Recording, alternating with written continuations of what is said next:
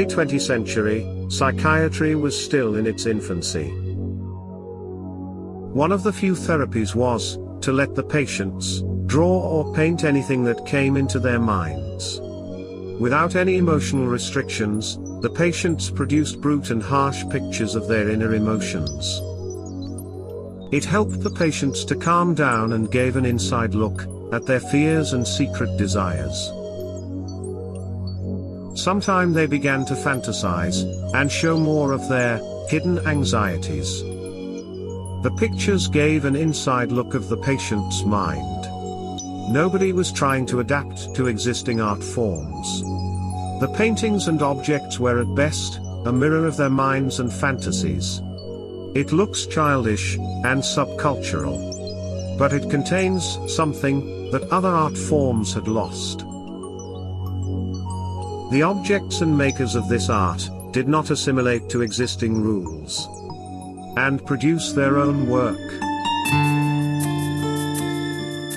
Many art experts and historians find the work of Dutch artist Willem van Genk a prominent example of this outsider art. With expositions all over Europe, and work that was added to several museum and personal collections. Willem van Genk started as a child, constantly drawing pictures. He was psychiatrically hospitalized during his lifetime. Mostly because of his inability to withstand his sexual desires, a hair fetish, and most possibly suffered from a schizophrenic disorder.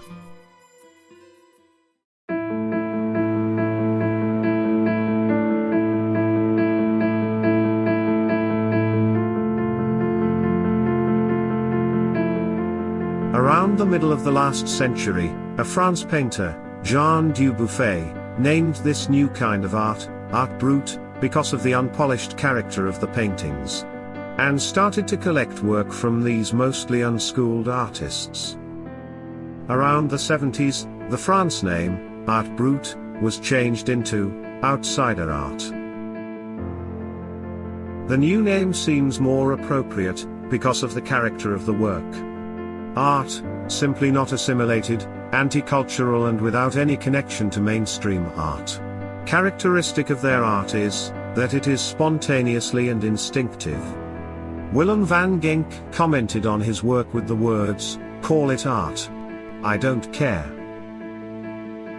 But still, art specialists and art historians became interested in the artist, maybe because his art sells. They published books and articles about this remarkable man and his art. There are contradictions in the books and descriptions because nobody fully understands this man. Willem van Genk lived in a life of his own. Nobody was allowed to enter this world. What he has to tell, he put in his drawings, paintings, collages and other art objects.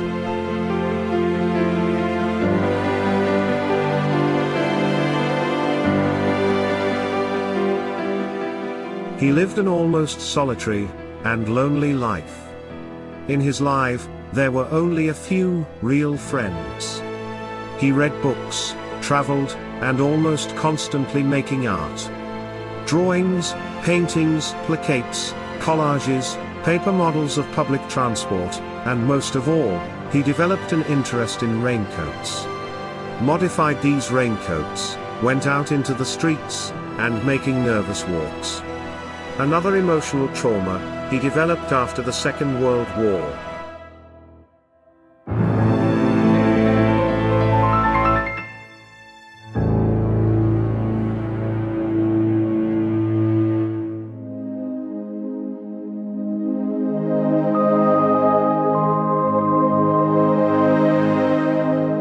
Willem was the first baby boy, after 9 sisters. His father was not pleased with the boy, his girly looks, and his long hair. The father rather had a son that looks more like him. But it was not to be. The father frequently beats the child. According to his sisters, Willem was always drawing something, somewhere. His sister stated, "Give him a pencil and paper, and you will not even notice he's there."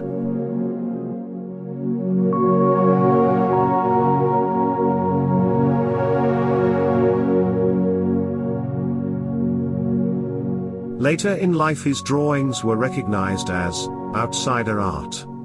Prominent subjects in his paintings and objects are architecture, landscapes, streets, public transport, zeppelins, Nazis, and spider webs. Open spaces are filled with illustrations and text, sometimes with fragments cut out of another artwork. As a child, Willem did not well at school. Nothing seems to have his interest, except geography and artistic creation. Before the end of primary schooling, he left. As a young boy, he had several jobs, but nothing seems to fit. He keeps on daydreaming and looks at trains passing by, and frequently dismissed from jobs. It becomes clear that nothing will fit his restless mind. And Willem started to displaying unfit and unwanted behavior, especially in public.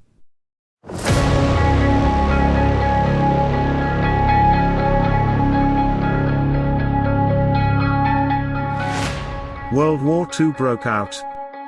Willem's father was part of the Dutch resistance, and the Germans were looking for the father. When the Nazis arrived at their home, the father was not there.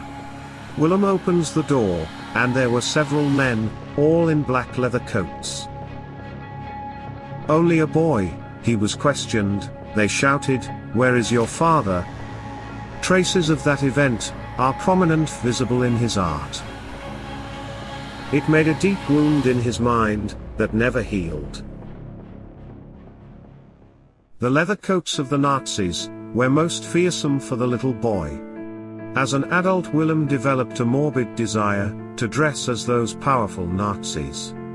Willem started to collect coats.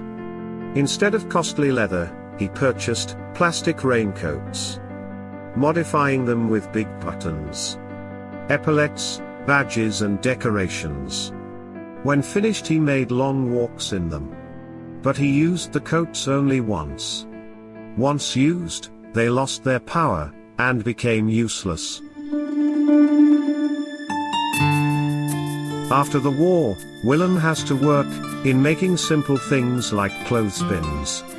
At this new work, accommodation was included. A boarding house with a small room that must be shared with another man.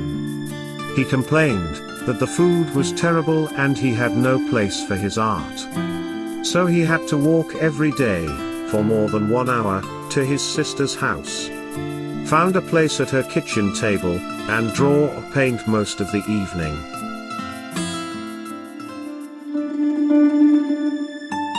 The Familia tried to get Willem accepted at the Royal Academy of Art, at The Hague.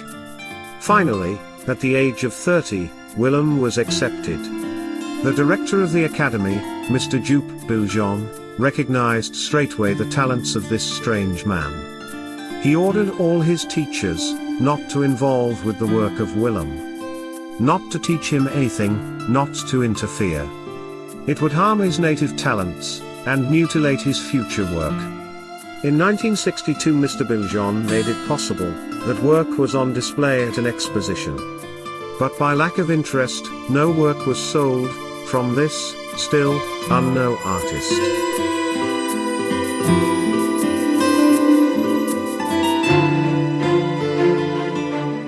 Although the general public was not interested, art experts and merchants were. They recognized the qualities of the work. A second exposition also was not a financial success. A gallery in Dusseldorf, however, wants a solo exposition. Most of the work was on display, and they sold 8 major artworks. Things finally seems to go in the right direction for Willem. Mr. Peter Brattinger, a graphic designer and printer, showed interest in the work, possibly for the money. Persuade the family, and became Willem professional agent and representative, with the promise to sell Willem's work. But it never happened, nothing was ever sold. The business relationship ended in court. And Peter Brattinger kept several paintings, for as he claimed, all the work he has done. A peaceful and quiet time followed, and Willem keeps on producing more work. One of the sisters passed away, and left her house to Willem. Finally, he could leave the boarding house and has his own place, his own house, with room to work, with nobody interfering. He spent more time to read and travel. But still his strange behavior, outdoors, in public, caused him troubles and ended several times at the police station.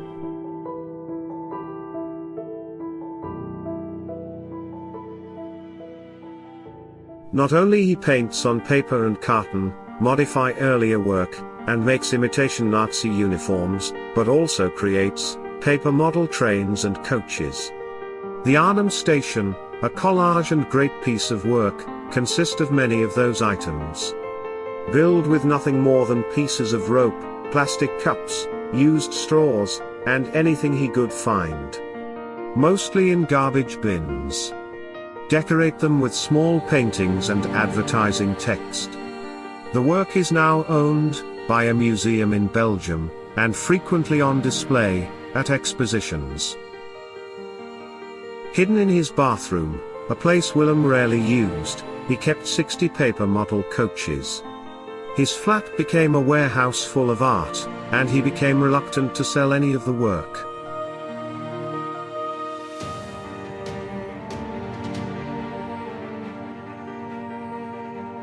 A second, solo exposition was held, and this time something happened, something unforeseen. Specialist in outsider art, Nico van der Int, opened the exposition, and was impressed by the work. Van der Int and Willem met, and started a strange sort of one-sided friendship. Van der Int owns a gallery in Amsterdam, but Willem did not trust anybody anymore. The experience with Peter Brattinger ended in court, and other people had tried to get their hands on his work. Willem was reluctant to admit any relationship, or any person, to get too close to him. Nevertheless, this Nico van der Int was successful in making Willem to trust him, and he became his art representative. Also trying to sell Willem's art at his gallery. Van der Int and his wife took Willem to the United States, Scandinavia, and Eastern Europe. All these experiences and impressions will return in his work. Although public transport and his pathological fears remain dominant in his paintings. Van der Int writes a book about Willem. Around 1980, Willem attends a lecture and meets Dick Walder, writer for radio and television. Willem and Walder develop a close friendship. Some years later, Walder makes a documentary about Willem. Together with Jan Keir, cameraman and producer.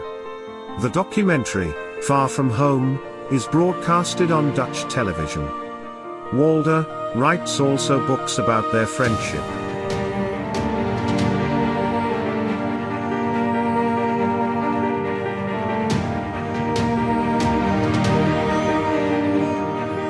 Walder becomes his sanctuary and assistance in many situations. Especially when the health of Willem deteriorates and became more psychotic. Nevertheless, both Walder and Van der Int will remain Willem's friends for the rest of his life.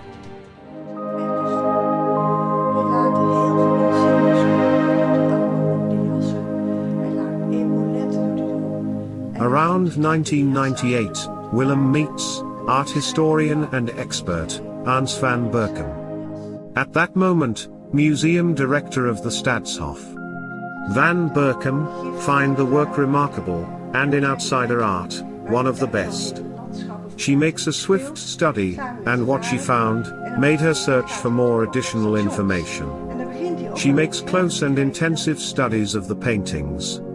Asked Willem to comment, but the artist was unclear or reluctant to give information.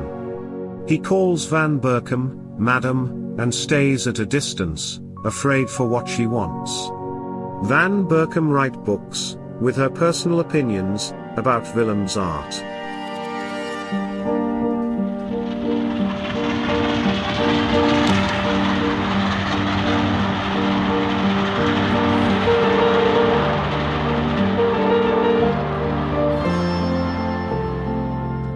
According to the artist, there is a connection between some of his art and music.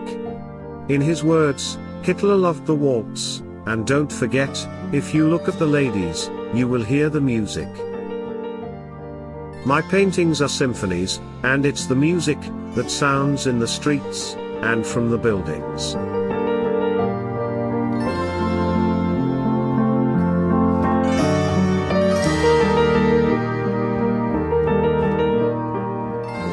Summarizing the art of Willem van Genk. It started with pen drawings and paintings. The placates that take shape by combining cutouts from different work. And letters he wrote with an excess of words, because his mind works faster than his hand. Postcards and letters from faraway places, to the few people he knows. Similarities in all his work are the pressure to leave no space unused. But most surely, it's a mirror of his mind. And then, that enormous amount of raincoats. Modified, to give him protection and power. Against a society that did not understand, and for Willem, a hostile environment. Possibly the coats had an extra purpose, a sexual one. It will never be clear if those coats belong to his artistic oeuvre. Although Willem suggested that it did, he also needed those coats as protection. So, it will remain a mystery.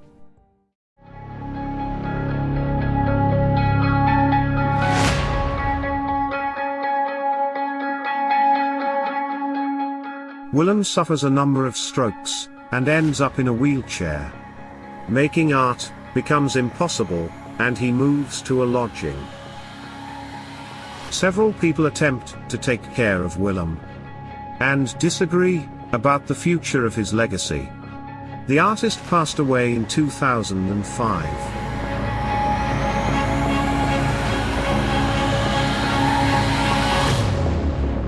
A lot of his work has been sold or is stolen. Many pieces are lost in time. Some art was simply regarded as rubbish, and thrown away, by people that cleaned the house. Remaining art is adopted by museums or found a place in personal collections. The majority of the owners is not willing to sell. The work has become valuable. For outsider art, very remarkable. I will not criticize, or glorify his work. Nor can I explain. But looking at it, I can feel it. And that's all there is to it.